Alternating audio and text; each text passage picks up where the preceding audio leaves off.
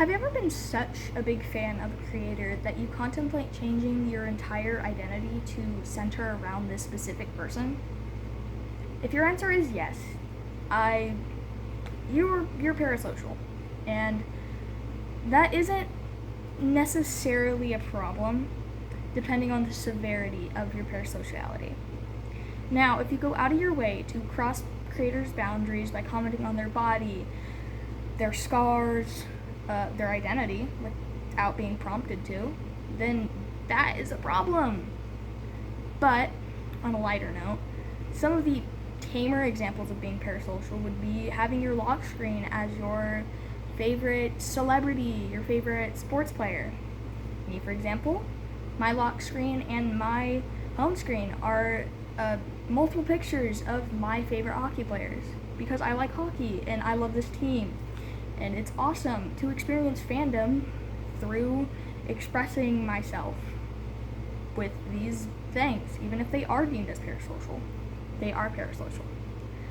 Now, like I said, there is a line between being harmful and just being a part of fandom. A major issue that I have seen with other alterhumans, a majority of the time being younger, which isn't an excuse, is that they see creators as these mystical beings that don't exist in real life. They see them as these caricatures that only appear on your screen, on your device, in your laptop, or whatever. And that's a big issue because they treat these people like this. They harass them and they act like they're obligated to being given stuff by these creators. They act like they deserve to be DM'd back, to have their comment liked and replied to, just because they frame themselves as a massive fan, just because they enjoy this person's content, despite literally crossing the boundaries of their favorite creator. Now, this is very prevalent in Opal's comment section, especially early 2000s Opal comment sections, and even content that has tagged him multiple times. The whole "Tonight we steal Opal," that's an example of parasocial behavior, and it's really weird. No matter how he played into it by making a post saying, I'll insert it right here because I can't remember the wording, but oops, my heart went. Yeah. I'm in danger. And I have personally spoken to several creators about their experiences as bigger creators and how severe the issue actually is. And yes, you see this all the time with creators saying that parasociality is a problem, but they never really go into why. And I feel like it should be talked about more, even if it is, like I said, talked about, it's more on the surface level. And even as a relatively small creator myself, with just over 1,000 followers, my bad, I have experienced parasocial behavior in my own comments and DMs. I've seen people confessing their love to me, asking me to be their friend due to the perks of being friends with a creator, which is weird. You shouldn't go out of your way to try and cater yourself, to change yourself to be more malleable for other people, especially creators, especially to the people you're copying. I just want to start off this part of the video by saying that this is in no way me trying to belittle or shame these specific individuals who are being talked about. This is just these creators expressing their experiences with these parasocial fans. And if you happen to be one of these people being talked about and you come across this video, take this as a wake-up call of sorts to stop treating creators like they are not people, as if they were just a fictional character. Stop treating them like fictional characters. Treat them like people. I don't know. That's the best I could put it. There's obviously more nuance, but let's get into this bit now. So, fair warning, as I only have one device to record and get my information from, which is my phone, I had to write down a lot of stuff from these people. So, I only took 3 people's examples. Others will be in a separate part as like a collage of pictures, sharing their experiences as well. And also, I have some kind of processing disorder. I don't know the right word right now. And it is hard for me to read what I have written on a piece of paper out loud. So if that is an issue for you, I will be putting up the individual screenshots in this area of the video. So let's get started. My first example, or my first creator that's shared their experiences with me is Rat Skulls.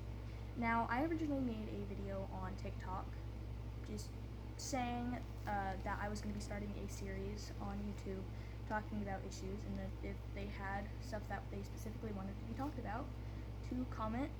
And Rat Skulls commented under there and mentioned that they wanted to see some more videos talking about parasocial behaviors, given, which made me post this video, or make this video. And they invited me to DM them so that they could share their experiences. And they're right here on this piece of paper. This is not all of them. Believe it or not, this is a full page, and it's not even all the things that they shared with me. You should be scared. It's a lot. Let's get to reading. They stated, recently I had what I assumed is a little kid message me on Google Chat, "Hi, please don't block me, I'm a huge fan," and then proceed to ask to be friends. I also assumed they're young because they were spamming has-been hotel gifts, lol. Starting off strong. Don't go out of your way to message creators if they don't have it stated anywhere that they allow this, unless it is specifically for a mask or art or some other financial exchange or business inquiries. Don't message people just to ask to be friends with them, especially if they have like a business account or like an Etsy that is specifically there for people to message them strictly about their art. Yeah. I said something about how I appreciated their support, but I don't want to be friends with someone I don't know. And also that it's unsafe to ask random people to be friends because they don't know what my intentions could be. And they were like, "Yeah, I know, but I knew that you were most likely safe." They also included the state they lived in for some reason. You don't know people on the internet. Just because you know this curated version of themselves that they share online, that could easily be the complete opposite of what they are in real life. That you don't know these people. You only know what they are online. I'm not going to mention the self-doxing yet, as this is in the separate section. Then I've had at least like 3 people in my comment sections comment their addresses and ask me to send them free gear, which, hello. Also had people DM and comment just to start venting out of nowhere, even about self-harm and stuff, without asking to vent, or even with a warning, which first makes me uncomfortable and could trigger someone else in these comment sections. Don't dox yourself. Period. Point blank. I don't care if it's your state. If you are under the age of, like, I don't know, 13 especially, you shouldn't be commenting randomly or messaging people that you don't know your address. And Rascal stated that only a few of these actual addresses that were in their comments were actually people's houses, which, who taught you guys internet safety? Or better yet, why haven't people taught you internet safety? And if they did, why didn't you listen? Regardless.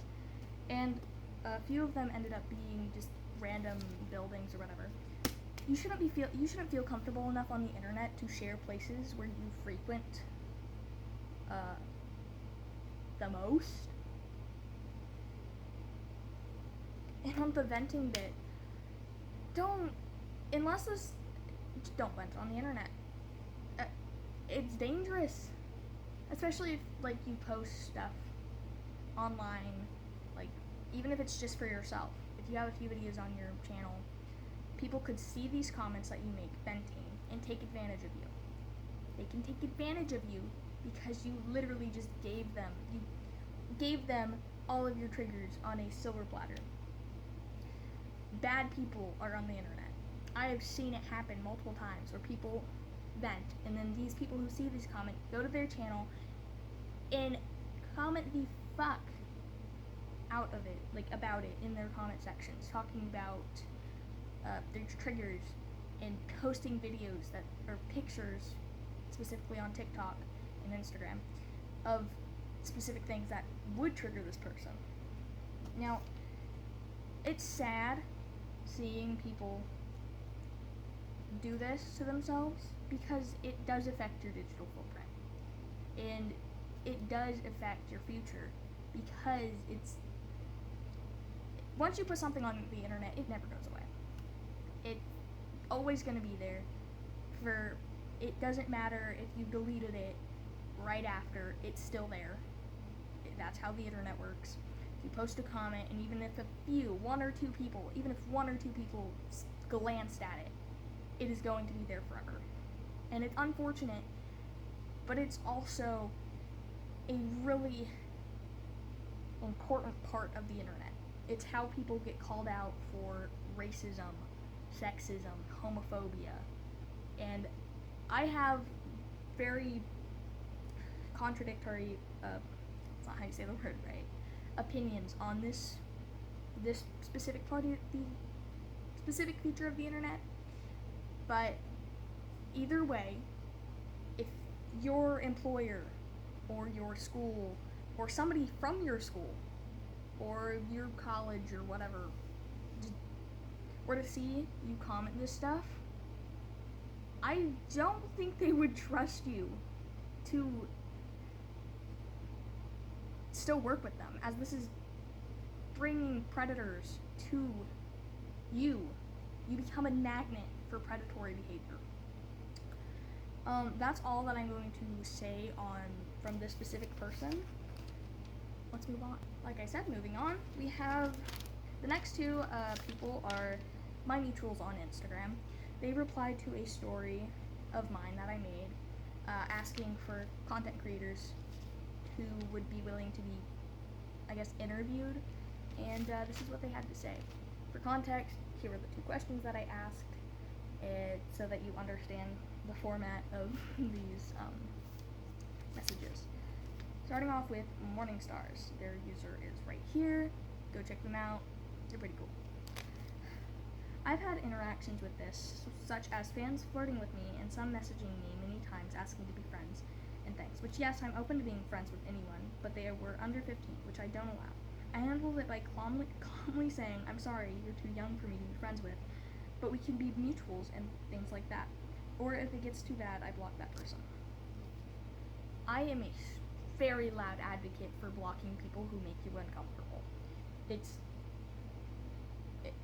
you see something that you don't like, block the person. If you see them talking about something that you don't agree with, block the person, instead of creating drama from seemingly nothing. Drama is stressful. As somebody who has indirectly been involved in some, it is very draining. It is not something I enjoy, or I feel not many people do. It's not very fun. I'd like to add, just because you can block somebody doesn't just mean that person's behavior is justified, especially when it comes to being parasocial and flirting and constantly begging to be friended by somebody. But the best thing you can do, and sometimes the only thing that you can really do, is block people. And if they have multiple accounts that they have been cyber stalking you with, block each and every one of them. I have been a victim of cyber stalking. It is not fun, but it's, unfortunately, people get so obsessed that they feel they have to go out of their way to consume your content, even after being explicitly told that them doing it makes you uncomfortable. We have one more person, so let's get to that one. Very slight location change, as the heat of my room was killing me, so I'm in my sister's room. It's very cozy, and the air conditioner actually works, like I said. Next person we're going to be reading the testimony of is Astro_skunkboy, their user, and then, as I said, this blank space is where I will be putting the message that they sent, as I can sometimes be very scrambled with my speaking. They started off by saying, "I've had a few experiences, most commonly in DMs. I'll be mutuals with someone and they'll constantly respond to my notes, comments on my posts and stories with messages that make it seem like we're close friends or something, when in reality I just met this person. Once someone had asked why I wasn't responding to them, and when I said I was uncomfortable, they just blocked me. I also constantly had people comment on my body. I don't think these interactions have had a heavy impact on me, but it did sometimes make me hesitant to post content of myself." Yeah. I have had a very similar experience where you obviously mutual somebody because you like their content, not exactly because you want to interact with them one-on-one. And they'll just pop up, assume you're besties because you obviously followed them or followed them back. They'll just treat you like you are their best friend. It's weird, but I don't really have anything else to add on this one exactly. It's pretty self-explanatory. Don't act as if you're best friends with somebody just because you are mutuals. Yeah, here are the next, this is pretty much just a few people that I didn't have time to include in my video one-on-one, so there you go. And then this is everybody's users, go check them out. So yeah. Now, that's pretty much it. If you want to see something specifically, if you want something specific to be talked about by me, definitely go comment down below what that is. And before people ask, no, I will not be talking about the soda tab situation. No, I don't support him. He is a rapist and a serial abuser. But it is not my place to make a video solely about him and his victims. I definitely recommend checking out this user if you do want to know about the situation, and looking at Vic's and Solar's and Valentine's story posts and actual posts about it over on TikTok. That's pretty much it. Love you guys. Bye-bye.